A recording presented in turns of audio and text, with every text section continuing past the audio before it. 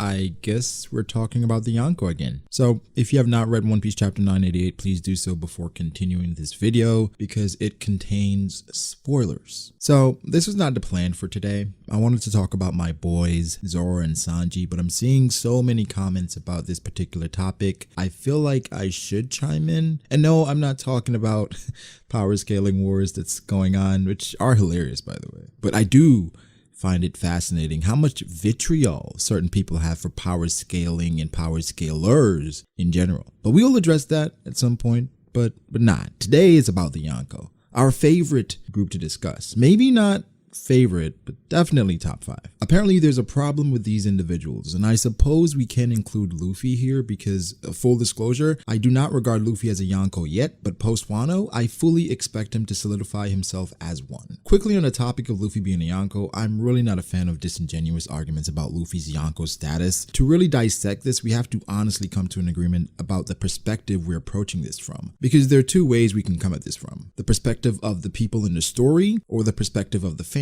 I do think being a Yonko is about infamy and power and not solely requisite strength. However, strength is sometimes used as an add-on when I think that is the most important thing to acquire the necessary power to be regarded as a Yonko. And yes, power and strength are different things in One Piece, and I'm sorry for being derailed again. Drop a like right now if you want the "Is Luffy truly a Yonko" video this week. Alright, so anyway, let's move on. What are we talking about? The Yonko problem. Do we know what it is? So first, let me establish the approach, because again, perspective is very important here. When we find out about the Yonko earlier in the story, we're told they rule over the Grand Line and are the foremost powerful pirates. We learn that these individuals wield so much power that the Marines and warlords exist in order to counterbalance the four emperors. That's what Garp said. Now we have a bit more perspective into the history of the world government and the Void Century, so yes, why they do counterbalance the Yonko, that's not necessarily why they exist. More than likely it's a hyperbolic statement or one of ignorance. Well, actually, I take that back, because this was told to us by Garp, so it probably isn't ignorance, just the simplest way to explain the 3 great powers without getting into the history of the world, celestial dragons, etc. Because I suppose if he did tell the Straw Hats the real about the world,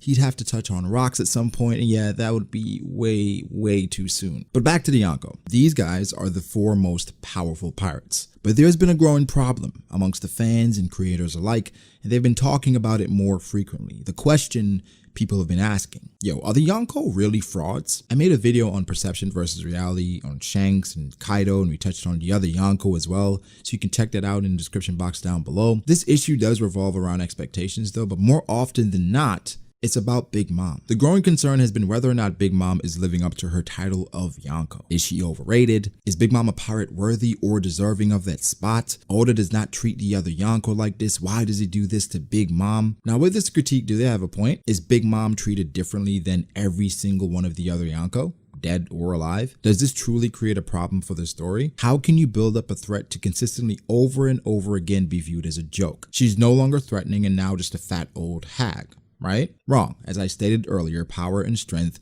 are different things in One Piece, and for Big Mom in particular, she absolutely checks off both boxes. But are the Yonko equal in regards to threat level? We assume their strength is relative, but what of their power? What makes them powerful? Is it just territory, their crew, individual strength? I think it's important to understand what the Yonko bring to the table to then discern whether or not Big Mom is disappointing in comparison to the others. The statement by Garp is a lot more resolute than we give it credit for, and that's due to several things Oda had already set up in the story. First off, the warlords. We had encountered the warlords by this point and had an idea of the strength and influence they had. We also met an admiral who easily overwhelmed the crew, and that was just one of them. There were 7 warlords, and then the entirety of the Marines left, and they had to work together to counterbalance these 4 individuals. Now, the mere thought of how much weight the title of Yonko carries is astounding, but that's what they were built up to be. We'll get to Big Mom, but let's start with Shanks. I think Shanks being the fan favorite out of the group is no surprise due to his build-up and introduction. He was introduced as Luffy's main influence and set our MC on the path of freedom. Also, when we get acquainted to Shanks, he was just a regular guy, a fairly strong pirate who would do anything for his friends. Prior to finding out Shanks was a Yonko, Oda introduced Mihawk as the world's greatest swordsman, firmly establishing him as Zoro's goal, and then presented Shanks as his rival. Oda didn't have to say Shanks was strong. By association, you could surmise that he was strong himself. himself. What's even more compelling is that this was not an isolated introduction. Blackbeard was introduced as an unknown pirate with captivating ideals as well. He was eerily similar to Luffy, but also different. He then slowly built up Blackbeard's strength without flat out saying, hey, this guy is very strong. We then find out the unknown quirky pirate was not only the guy Ace was looking for, but he also killed the commander on the ship of the strongest man in the world. This all came together when we find out that not only did Blackbeard beat Ace, whose strength was established in Alabasta as easily superior to Luffy's, he turned him into the world government. And he also managed to scar Shanks while he was paying attention. Oda never once had to say Teach was a monster. The story just laid it out for us. So again, back to Garp's introduction of the Yonko, in this group we had Shanks, who was associated with Mihawk, who was the world's strongest swordsman, and then also we had Whitebeard, who was the strongest man in the world. So now with the power dynamic established along with the events of Marineford, this created lofty expectations. We had just seen the world's strongest man go against the Marines by himself, using all of his strength to start this war, and Shanks using his power and influence to effectively end the war. I think it's fitting that the oldest Yonko started this war, and the newest Yonko, who passed on Roger's will, ended the war to start a new era. That's just Oda being the greatest. And also in the midst of that, Whitebeard was not at full strength. He was old and sick. So in the midst of that and how dominant he was, that's obviously recognized, Shanks is recognized, and the upstart Blackbeard is recognized. We heard that Shanks had clashed with Kaido prior to Marineford, so then we were intrigued. What did these Yonko that we don't know have to offer? They should probably be in better shape than Whitebeard, so while it was conjecture, there was enough to expect dominance from these two being Kaido and Big Mom. So then we have a time skip. Blackbeard becomes a Yonko through not only strength by beating the right hand of the former world's strongest with the remnants of the crew, he acquires Whitebeard's territories. This showed the importance of territory and influence, which then leads us to Big Mom. We experience Fishman Island, and we come to commiserate with the fishmen. The encounters on Sabaody with Kami's kidnapping was very bad, but knowing more of the story showed that this was worse than we actually thought. Now in the midst of all of this, a former warlord in Jinbei was basically slave to this Yonko Big Mom due to not only her power but also influence. Big Mom through name alone was providing protection for this country, even though it came at a cost. It's subtle, but it was probably a dead giveaway of Big Mom's personality and how she operates. An eye for an eye, nothing was free, everything had a price. So jumping forward a bit, we get to Totland and we learn of the citizens seeking refuge, but they had to literally pay with their life for protection. This is also telling of the New World, but that's what was going on in Totland. I guess before we get to Totland, jumping back a bit, Peckhams explains what true power is. He likens true power to a set future, meaning that once someone of that stature threatened you, it was over. That's what it meant to be an emperor. It's fitting again that Oda used Katakuri, seeing the future to showcase not only Katakuri's abilities, but also the outcome of defying a Yonko. Jigra, he had to go because of that, but again, a future that's set in stone. And this is yet again Oda showing why he's so great, tying all these things together. This is not before learning of Kaido though, the world's strongest creature who had connections to Doflamingo, who was involved with everyone and everything, from the slave trade to weapons to Smile. And Oda is really good at using subtle ways to build up characters,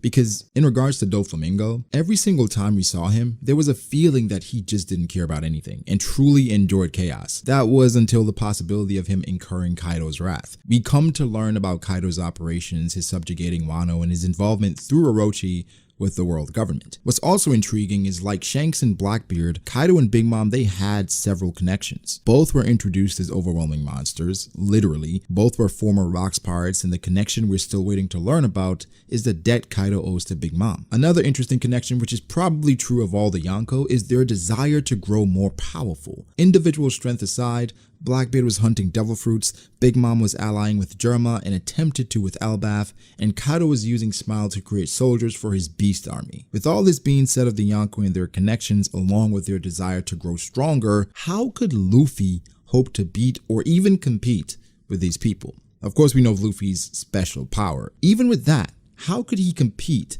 if everything was as it seemed? Well, that can be the case because in One Piece, nothing is ever as it seems. From Enel being a fake god to Crocodile being a mob boss who worked with the world government. We're still learning about Kaido, but for Big Mom, she's the Yonko we know the most about. We have spent a lot of time with Big Mom. We know Big Mom's weaknesses, to her quirks, to what makes her angry, to flat out how much trouble she can be for her family. Does Big Mom get mistreated more than the other Yonko? Well, based on the number of times it's happened, sure. But what about overall? Big Mom didn't lose her arm to her Seeking. She wasn't scarred by a no-name while paying attention. Well, at the time, Blackbeard was a no-name, but you catch my drift. She wasn't killed by her own subordinate, Blackbeard killing Whitebeard. As old as she is, she doesn't need to be hooked up to any machines, like Whitebeard was while being the strongest man in the world. Well, perceived as that. She never lost a duel and needed a child to distract her opponent to land a finishing blow, Kaido noted. Big Mom literally has no scars on her. Even greater than that, it's implied that the Pirate King chose to avoid fighting her. She is clean, but perfect she is not.